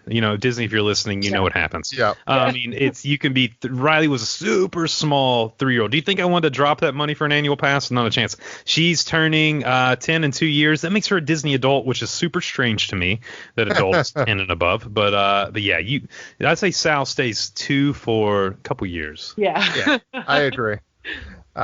He's a very tall child, so that's okay. Well, he'll be riding roller coasters at 2. It's great. Exactly. You know what I mean? Absolutely. All right, so I guess the last little COVID topic I want to talk about is like we kind of mentioned it already, long-lasting or permanent changes or impacts that we might see. I think Justin already alluded to one earlier with, do we see the elimination of character signatures, unfortunately? And it's definitely a possibility. I mean, what other permanent changes do you guys think that we might see? Well, I mean, other than we've already seen a few. I mean, I think complimentary fast passes are a thing of the past. I think really your only perk for staying on property is extra magic hours, which I think will be revamped a little bit and be maybe extended. And also, of course, look, you're on Disney property. You're in the middle of the magic. I mean, that's the way to do it. But I foresee them going to a Max Pass system. But whenever you talk about Max Pass, for anyone who's not been to Disneyland, it's very affordable. It's $10 a day per person, and it includes your photo pass. So if you're dropping $149 or $169, whatever it is now, for your photo pass, and you have a family of 4 going for a 5-day trip. Look, I went to the University of Kentucky. My math's not great. But you're $40 more for photo pass and your Max Pass. I agree. So. Yeah, I'd be interested to see that. Will it be a perk of only, like you said, on resort guests as well, or will it be open to everybody? Or, definitely interested to see. I'll be interested to see, to be honest, in a month from now or a few weeks from now when the park's open and there's nothing. I'm kind of excited. Yep. I mean, I know we're not going to be living and breathing it, but I'm excited just to jump on the app and kind of look at some wait times. We all talked about Peter Pan's flight and how it's just, it's broken, right, with how many people it can put through and the fast passes. And I mean, do we see that wait time just drastically drop to 20 minutes nonstop? But it's also a tough thing to compare, right, because there's lesser people in the park. But I'm definitely curious to see the long-lasting, social distancing requirements, because I think that's a big one, right? Whether it's, the line queue or sitting on a natural ride, definitely something to see. The mobile ordering stuff, which I never understood. I know they've been pushing that hard in their presentations recently, but that's something they should be having there regardless. Yeah, it's easier. That's all we do that for all quick service because it's just easier. You go pick up your food. It's ready. It's stupid not to. I mean, I tell my story. I probably told the story 10 times in this podcast, but I'm waiting in line. I'm not waiting in line. I'm waiting in Adventureland to go see Aladdin, and I was like, man, I'm looking at the Dole Whips. Like, I could go for a Dole Whip right now, and I see the line, and the line must have been 50 people. It was out to the carpets. I'm like, that's stupid. Then I'm like, I think they do mobile ordering. Go on the mobile ordering app, order my Dole Whip. 10 minutes later, it's ready. I just walk by all 50 people and I grab my Dole Whip. I mean, it's incredible that people aren't using it. It's just mind-boggling. The equivalent of, and I'm probably going to make some people angry, but that's okay. The equivalent of people waiting in a long queue to get quick service food is the same as someone who writes a check at Walmart. Oh my God. You know what I mean? In front of you, where you're just like, come on. I mean, really? Yeah. 2020, let's roll. Debit card this thing, I hear you. And that's my mother-in-law, so luckily, I probably won't tell her about this podcast, but that's awesome. That's great. All right, I mean, what else? One thing I do want to say, one thing I don't see coming back, buffets. I mean, buffets are germy in general. So, and Disney has so many of them. You think of in the parks, out of the parks. A lot of them are changing to family style, which they just bring bigger plates just to your table. So I'd like to see how long that goes on. But some of them it might end up being permanent. Who knows? Would you guys be upset about that? No. The carving stations, I might miss. Liberty Tree for me is one of the greatest kind of family style. I mean, I think it's fantastic. I really do. I mean, it's great. So anytime I go family style, I'm not a big buffet person, and that's why whenever like the cruise line, it coming back, they're getting rid of buffets, and I'm like, that's fine. I'm good. Yeah, I'm good. Yeah, I mean, I'm not upset with not being able to have a food buffet. I mean, Akershus, I will say, I love like their appetizer buffet. Yeah. With the cheeses and all the different imported Pickles meats and everything. like that's like an appetizer buffet, which I enjoy. So, but just like a standard food buffet, not the end of the world to me. I guess the only benefit of a buffet is your food comes out right away. I mean, family style, it does too. But you don't have to wait. You sit down with your kids, like, bam, let's order our food. And then for the kids, it's nice with the kids, like, what do you want? Tell me, because if I order something and it comes, you might not like it. But for the kids, they can see it, and they're like, well, no, I want that, and I'm going to eat that if you give it to me. Right. So that's the only thing. As far as the actual quality of food and stuff like that, I mean, you're not missing anything, I guess. Right. All right, before we wrap this up, do you guys have anything else we want to talk about with Disney with kids? I mean, again, we might have to have a part 2 of this someday down the line, because I think we go on and on about all different types of stuff. But anything else you guys want to really touch on, or anything we missed? I think the main thing is parents need to, especially if it's your first trip with kids, you need to kind of hold on to your expectations. Like, be okay with taking a midday break and going back to the resort. Be okay with the, be ready for a tantrum. It's going to happen. You're going to get that midday Main Street meltdown that's coming no matter what. But I think a lot of parents, they go, oh my gosh, we're going, you know what I mean? We're doing this. We paid a lot of money. We've saved our money. We've worked hard. We're here. I think if you would take that midday break and maybe take just, look, even if it's just going to one of the baby centers and sit down and let them play, read a book, get in the air conditioning, it's complimentary. You can go in there. I think your entire experience will be better. Yes. I could not, agree more with that. Do not push your kids. And I think your expectations have to be a little bit low, big saying, high hopes, low expectations, right? So, if your kids perform awesome, great. But definitely don't. You can't go rope drop to rope drop. It's just not going to work. You can't do it every day. If you're going to stay out and see a parade or show one night, don't plan to go to rope drop the next morning at a park. Be realistic. Waking the kids up every morning is going to be tough for them. So I 100% agree. As a parent, and all your listeners out there that are parents, you know your children. You know what your children's limits are. They morning kids? Are they not? I'm the opposite. Actually, the opposite of Justin, where my kids are morning kids. I'm a morning person. My wife, maybe not. But the point is, 3 out of 4 of us, so we're morning people.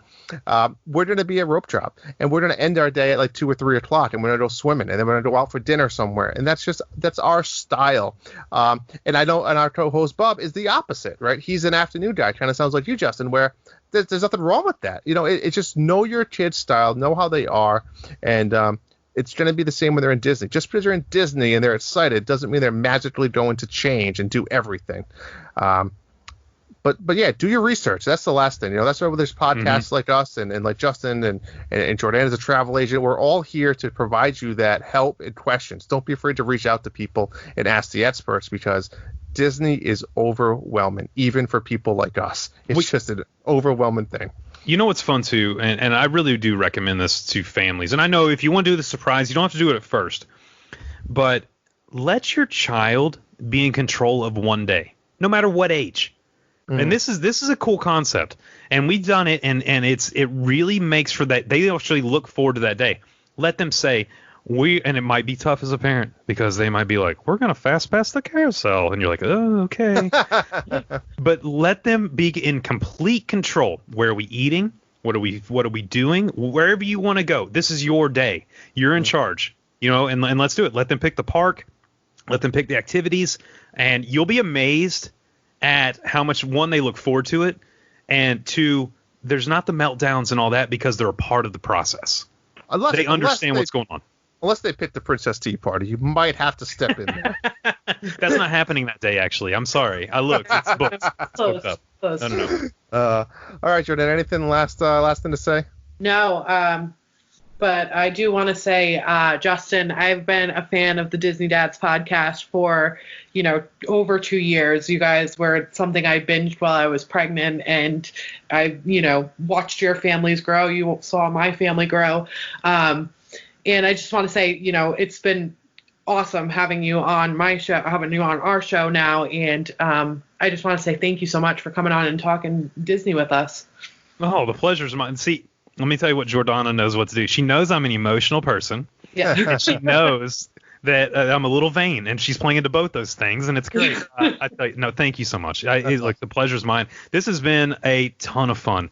Look, we've been on here almost 2 hours, and it has flown by, and I appreciate the conversation and just dive into these topics. The fun part about Disney podcasting is there's never too many, because we all come at it different ways, and we all appeal to different people. And the main point is that we can spread a little Disney positivity, a little Disney magic to just one person, especially right now whenever they're not getting in the parks. Then I think we've all accomplished our goal. So I appreciate what you guys are doing.